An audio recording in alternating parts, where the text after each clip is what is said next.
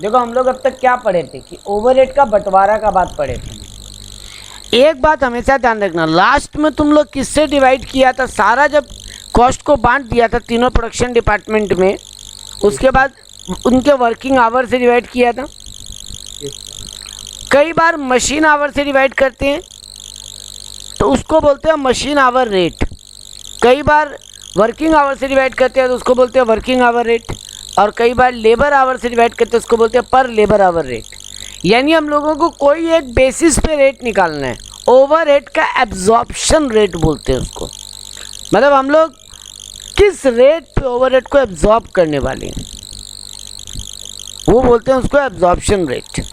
जैसे देखो यहाँ पे एक चार्ट भी तुमको दिखाया है, हालांकि इस टाइप का सम्स आना नहीं है, फिर भी हम दिखा रहे हैं एक चीज़ आपको, absorption of overhead on the basis of machine hour rate.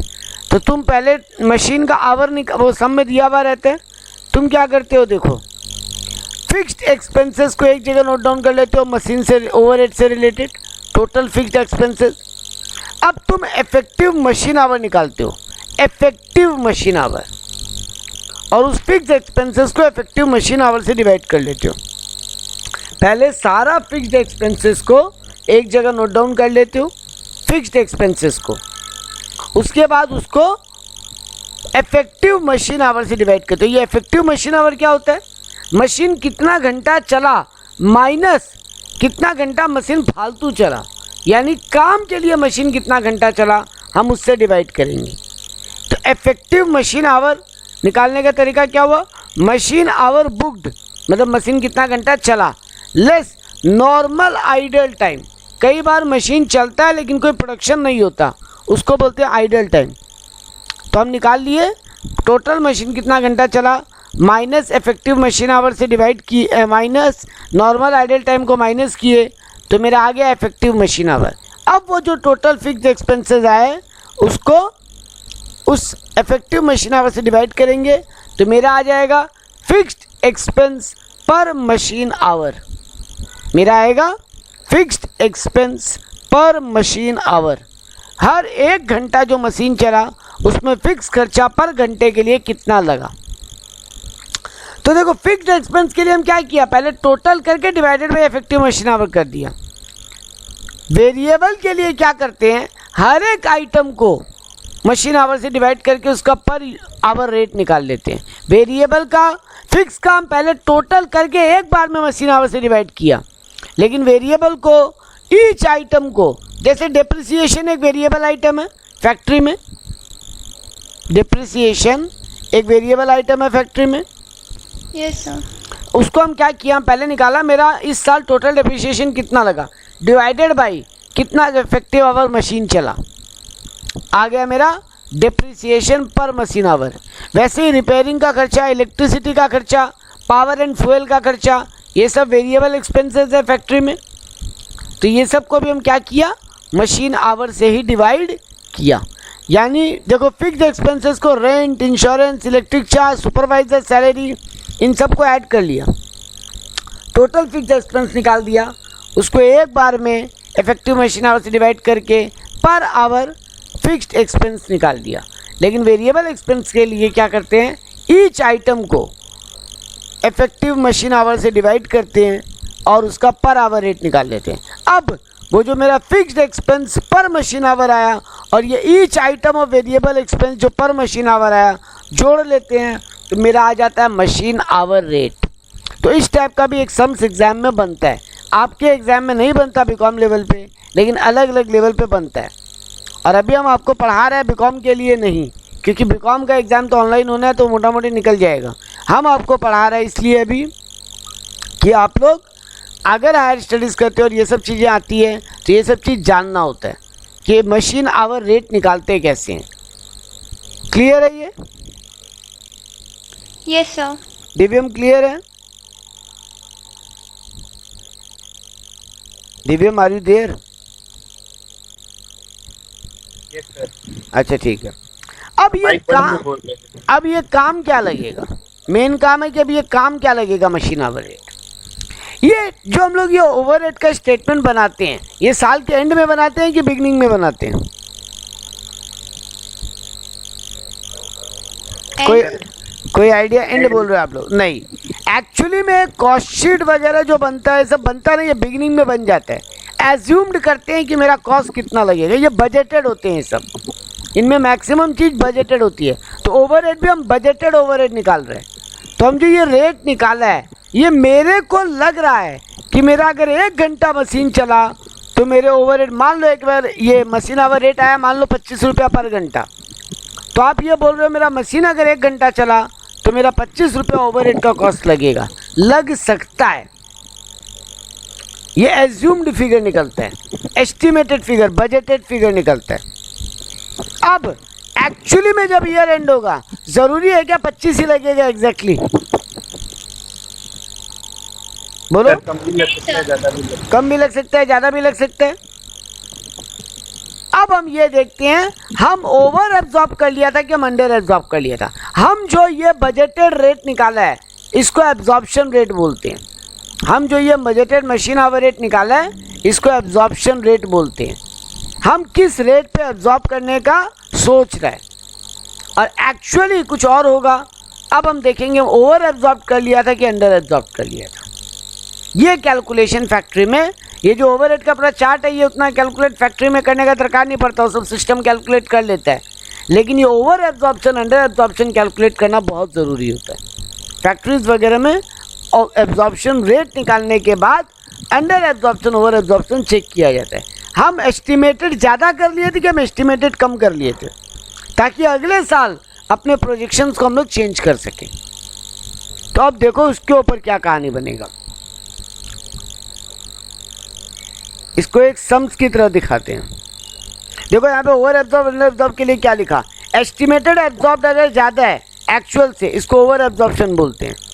और अगर एस्टिमेटेड एब्जॉर्प्शन कम है एक्चुअल ओवरहेड से, इसको अंडर एब्जॉर्प्शन बोलते हैं। ये तो नॉर्मल लॉजिक था, आप भी समझ सकते थे।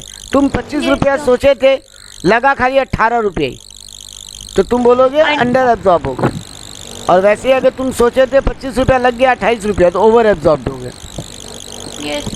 तो अब देखो इसके ऊपर एक सम, ये सम जनरली नहीं आता है बीकॉम लेवल पे, लेकिन फिर भी हम लोग कर रहे हैं। एक ही सम है, यही एक ही सम काफ़ी है इसके लिए। देखो the budget of the machine shop for 2018-19 as follow. तुम्हारे को बोले तुम्हारा बजट बता रहे, देखो लैंग्वेज देखो, the budget of the machine shop. Normal working week मेरा 42 घंटा है, 42 घंटा मेरा नॉर्मली काम होगा फैक्ट्री में। नंबर ऑफ मशीन मेरे यहाँ 15 है, हफ्ता में 42 घंटा काम होता है और मेरे यहाँ 15 मशीन है। Hour spent on maintenance per week, normal loss 5 hour per machine. Maintenance में हमको मशीन चलाना पड़ता है, 5 घंटा मेरा उसमें बर्बाद जाता है। ये आइडल टाइम है, यानी इस टाइम में कुछ प्रोडक्शन नहीं हो रहा, फालतू का खर्चा, फालतू का मशीन चल रहा है। एस्टिमेटेड एनुअल ओवरहेड हमको बताया, मेरा एस्टिमेटेड है कि साल भर में मेरे 5,55,000 खर्चा लग जाएगा। देखो ये मेरा एस्टिमेशन है। नंबर ऑफ वर्किंग वीक इन 2018-19, 50 घंटा, 50 हफ्ता, 18-19 पूरा साल में काम होने का चांस है। ये मेरे बजटेड फिगर है। हम सोच रहे हैं 5,55,000 खर्चा लगेगा, हम सोच रहे हैं 42 घंटा मशीन चलेगा, नंबर ऑफ मशीन 15 है मेरे यहाँ, 5 घंटा पर मशीन पर हफ्ता मेरा बर्बाद जाता है। 5,55,000 मेरे पूरा खर्चा लगेगा और 50 हफ्ता मेरे 18-19 में काम होगा।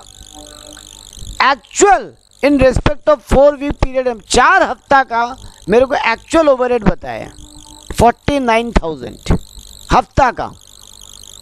4 हफ्ता का, 4 वीक का मतलब 1 महीने का, 4 हफ्ते का मतलब 1 महीने का मेरा ओवरहेड एक्चुअली में लगा 49,000 और मेरा मशीन एक्चुअली में चला 2400 घंटा, 4 हफ्ता यानी 1 महीना में। तो ये मेरे को क्वेश्चन में डेटा दिया है। मेरे को मेरा बजटेड फिगर दिया है साल भर का और एक्चुअल फिगर दिया है 4 हफ्ते का। मेरे को बजटेड फिगर दिया है साल भर का और एक्चुअल फिगर दिया है 4 हफ्ते का। अब हमको वो बजटेड फिगर जो एनुअली है उसको 4 हफ्ते में पहले कन्वर्ट कर लेंगे हम, फिर कंपेयर करेंगे ना। मेरा जो बजटेड फिगर है एनुअली उसको हम पहले 4 वीक में कन्वर्ट कर लेंगे, मतलब मंथली में डाउनवर्ड कर लेंगे और उसके बाद उसको कंपेयर करके देखेंगे हम ओवर एब्जॉर्ब्ड है कि अंडर एब्जॉर्ब्ड है। तो मेरे को कैलकुलेट करने क्या बोला है, कैलकुलेट ओवरहेड रेट पर मशीन आवर। पहला काम तो तुमको बोला ओवरहेड रेट निकाल के बताओ। दूसरा काम बोला अमाउंट ऑफ ओवर और under absorption in respect of 4 week period. Over absorb हुआ कि अंडर एब्जॉर्ब हुआ। तो देखो पहले हम क्या निकाले, मेरे यहाँ पे एक्चुअली कितना घंटा मशीन काम हुआ। तो 50 हफ्ता मेरा साल में काम होता है, 50 वीक्स। हर वीक में कितना घंटा काम होता है, 42 घंटा। और कितना मशीन है मेरे यहाँ, 15 मशीन। तो मेरे यहाँ टोटल वर्किंग आवर कितना होना चाहिए मंथ ईयरली, 50 वीक मेरे यहाँ काम होता है।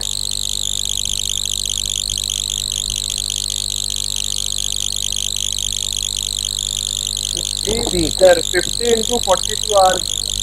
हाँ, साल में 50 घंटा काम होता है, एक हफ्ते में 42 घंटा, तो 50 इंटू 42 आवर्स। और ऐसा एक मशीन में होता है तो 15 मशीन में 31,500 घंटा मेरे यहाँ काम होता है साल भर में। ठीक है, उसमें से 5 घंटा पर वीक तो बर्बाद ही जाता है। हमको आइडल टाइम या अनप्रोडक्टिव टाइम को हटाना पड़ेगा। हमको एक्चुअली में चाहिए खाली प्रोडक्टिव टाइम। ये साल भर में 31,500 घंटा जो काम हो रहा है, ये तो टोटल मशीन चल रहा है इतना घंटा। काम कितना हो रहा है सर, माइनस कर दीजिए जो टाइम बर्बाद गया। 5 इंटू 50 पर वीक 5 घंटा बर्बाद होता है। तो 4 वीक पर वीक 5 घंटा बर्बाद होता है। तो 50 वीक चला मेरा यहाँ, तो 50 इंटू 5 3,750 घंटा इंटू 15 मशीन, तो 3,750 घंटा मेरा बर्बाद गया मशीन।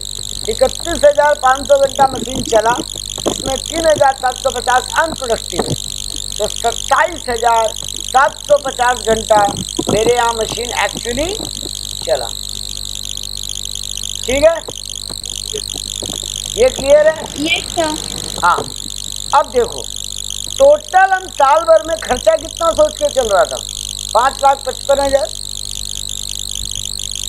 5,55,000 खर्चा चल के चल रहा था। और हम ये मान रहे हैं 27,750 घंटा मशीन चला, तो पर घंटा 20 रुपया का खर्चा आया मशीन के हिसाब से। अंदाजा, एस्टिमेटेड, बजटेड। मेरे हिसाब से पर घंटा 20 रुपया का खर्चा आएगा। ठीक है, ये क्लियर है दोनों को? Yes sir. दिव्यम ये क्लियर है? Yes sir. तो ये मेरा 20 रुपया हम अंदाजा लगा रहे हैं। अब देखो मजेदार खेल, हमको लगा था पर घंटा 20 रुपया खर्चा होगा ही होगा। एक्चुअली में मशीन चला कितना घंटा, 2400 घंटा। अब आ जाते हैं एक्चुअल डेटा के ऊपर। 4 वीक में मशीन कितना घंटा चला, पर घंटा हम मान के चल रहा है मेरे यहाँ 20 रुपया खर्चा लगेगा। अब एक्चुअली में मशीन 2400 घंटा चला उस 4 वीक में, तो 2400 इंटू 20 48,000 का खर्चा होना चाहिए था। 48,000 का खर्चा होना चाहिए था तुम्हारे अंदाजा के हिसाब से। आया ना? सर ये 4 वीक कौन सा हो गया सर? तुमको देखो 2 एक्चुअल डेटा दिया है ना बेटा, तुमको 2 एक्चुअल डेटा दिए। Overhead incurred 49,000 actual in respect of 4 week. देखो दिव्यम, तुमको number of working hour, number of machine, कितना घंटा मशीन खराब चलेगा, कितना खर्चा लग सकता है, ये सब एस्टिमेटेड फिगर था। तुम उससे 20 रुपया का रेट निकाल लिया। वहां तक क्लियर है? Yes sir. अब देखो दिव्यम, वहीं पर 2 डेटा दिए जहां क्वेश्चन का last 2 line. Overhead incurred 49,000। Yes sir. उसी के ऊपर लाइन पढ़ो तो actual in respect of 4 week. तुमको एक्चुअली में 4 हफ्ता में क्या हुआ उसका डेटा दिया हुआ है। Yes sir. एक्चुअली में तुम्हारा 49,000 रुपया खर्चा लगा और एक्चुअली में तुम्हारा 2400 घंटा मशीन काम किया। ठीक है, मतलब 1,000 रुपया ज्यादा लग गया सर। यस, 2400 घंटा मशीन काम किया, तुमको लगा था 20 रुपया पर घंटा करके खर्चा आएगा ही। तो एक्चुअली में अगर 2400 घंटा काम किया तो तुम्हारे एक्चुअली में 48,000 तुम मान के चल रहे थे। यानी तुम एस्टिमेट करके चल रहे थे, तुम बजट बना के चल रहे थे कि 48,000 का खर्चा तो लग ही जाएगा। Yes sir. लेकिन एक्चुअली में लग गया 49,000। यानी तुम अंडर एब्जॉर्ब दोगे, यस सर। है ना यानी अंडर एब्जॉर्ब दोगे तुम 1,000 रुपये, यस सर। क्योंकि तुम मान के चल रहे थे कि 48,000 में काम हो जाना चाहिए, लग गया 49,000, यानी तुम्हारा अंदाजा 1,000 रुपया कम पड़ा।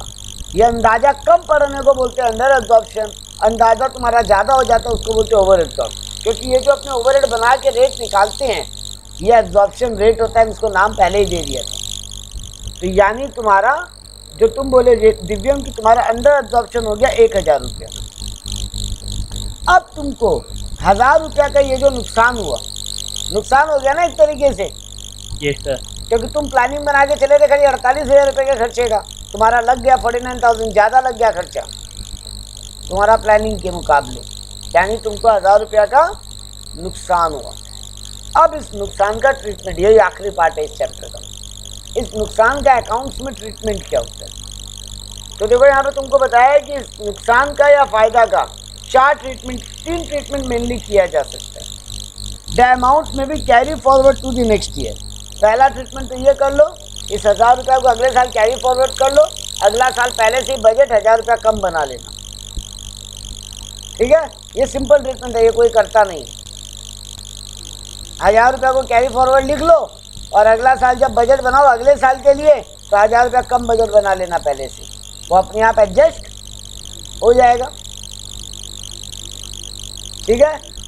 यस।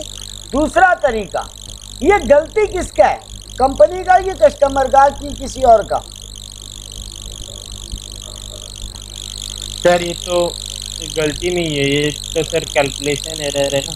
कैलकुलेशन एरर है, ठीक है, लेकिन ये कैलकुलेशन एरर कौन की है, कंपनी। सर कोई भी सर चीज का एवरेज निकलता हो तो मतलब पूरा एक्यूरेट। एग्जैक्टली। तो ये लॉस जो हो गया एक तरीके से, ये कौन बियर करेगा, कंपनी बियर करेगा। पहला तरीका ये भी, एक तरीका ये भी हो सकता था कि कंपनी उस 1,000 रुपया को अपने पीएल में डाल दे और उस लॉस को बियर कर ले, ठीक है। Yes sir. तीसरा तरीका होता है कि तुम इसको कस्टमर से वसूल कर सकते हो सप्लीमेंट्री रेट के रूप में, इस रेट को खर्चे में जोड़ लो, कॉस्ट बढ़ा लो और अल्टीमेटली कस्टमर से सेल प्राइस बढ़ा के पैसा वसूल कर लो। तो तीन यही करता है सर। नहीं, मैक्सिमम कंपनी सेकंड वाला फॉलो करता है, मैक्सिमम कंपनी। तो देखो 3 तरीका हुआ, द अमाउंट में भी carry forward to the next year, the amount में भी charge to costing PL account, the amount में भी एडजस्टेड टू सप्लीमेंट्री रेट।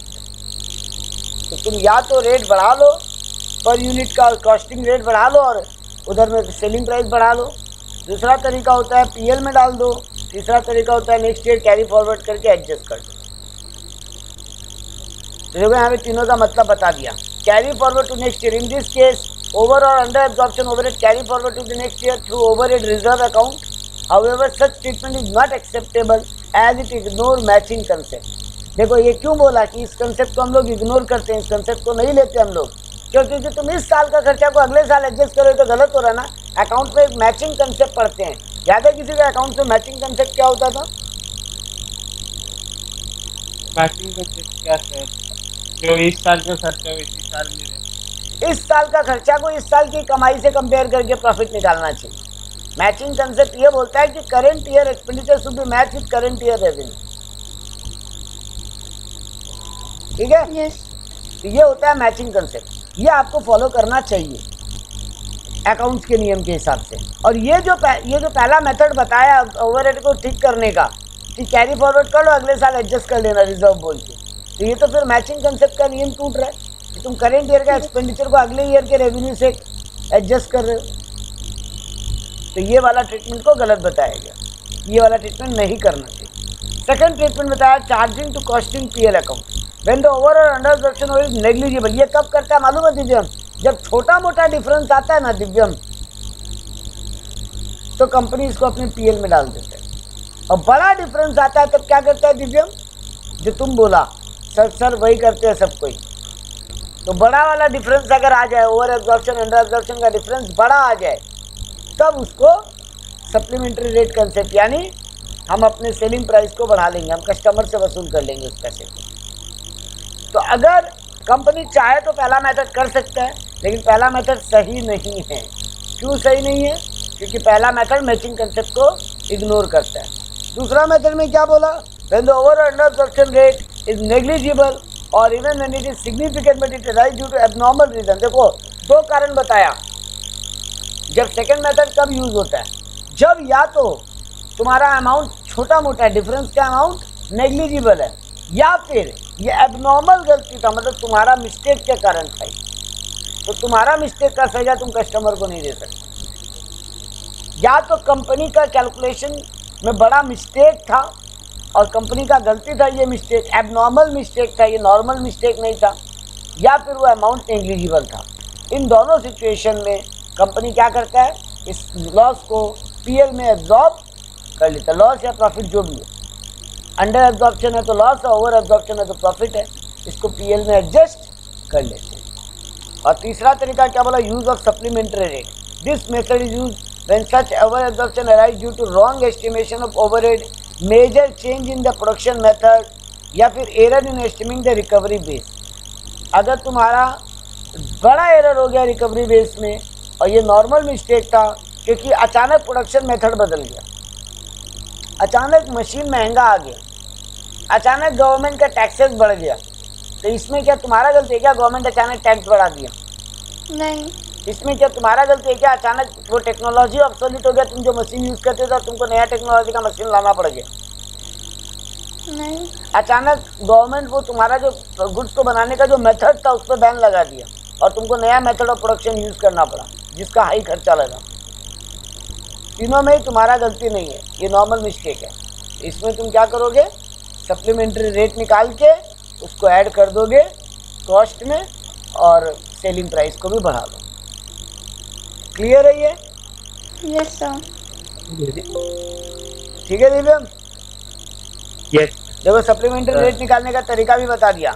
जितना ओवर या अंडर एब्जॉर्ब हुआ डिवाइडेड बाई एक्चुअल क्वांटिटी जितना प्रोड्यूस हुआ, वो रेट निकलेगा। वो रेट को कॉस्ट, मान लो तुम्हारे एक पेन का 8 रुपया दाम है, ओवर अंडर एब्जॉर्ब आ गया 1000 का, 1000 और तुम बनाए थे इस बार 100 पीस, 1000 पीस बनाए थे मान लो, तो 1000 डिवाइडेड बाई 1000 किए, 1 रुपया का एक्स्ट्रा रेट आया।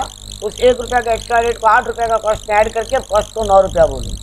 कॉस्ट को 9 रुपया बोलोगे तब तुम उसका एक्स्ट्रा प्रॉफिट अपना ऐड करके सेलिंग प्राइस निकाल दो। तो ये है ओवरहेड चैप्टर, जिसमें हम लोग पहले निकालते हैं तीनों प्रोडक्शन डिपार्टमेंट में, तीनों प्रोडक्शन डिपार्टमेंट सर्विस डिपार्टमेंट में सारा खर्चा बांट लेते हैं। फिर सर्विस डिपार्टमेंट को भी प्रोडक्शन डिपार्टमेंट में बांट के प्रोडक्शन डिपार्टमेंट का टोटल कॉस्ट निकाल देते हैं। अब उसमें जितना वेरिएबल कॉस्ट है उनको डिवाइड कर लेते हैं एक बार मशीन आवर रेट से पर हर आइटम को, और जितना फिक्स कॉस्ट है उनको एक बार में डिवाइड करके या मशीन आवर या लेबर आवर या वर्किंग आवर, तीनों में से कोई एक से डिवाइड करके रेट निकाल लेते हैं। उसको बोलते हैं एब्जॉर्प्शन रेट। उस एब्जॉर्प्शन रेट को फिर एक्चुअल से कंपेयर करते हैं और फिर चेक करते हैं हम अंडर एब्जॉर्ब हुए कि ओवर एब्जॉर्ब हुए। अगर हम अंडर एब्जॉर्ब हुए तो लॉस है, अगर हम ओवर एब्जॉर्ब हुए तो प्रॉफिट है। उस लॉस या प्रॉफिट को 3 वे में अपने अकाउंट्स में एडजस्ट कर सकते हैं, जो अभी लास्ट पर। ये है ओवरहेड चैप्टर।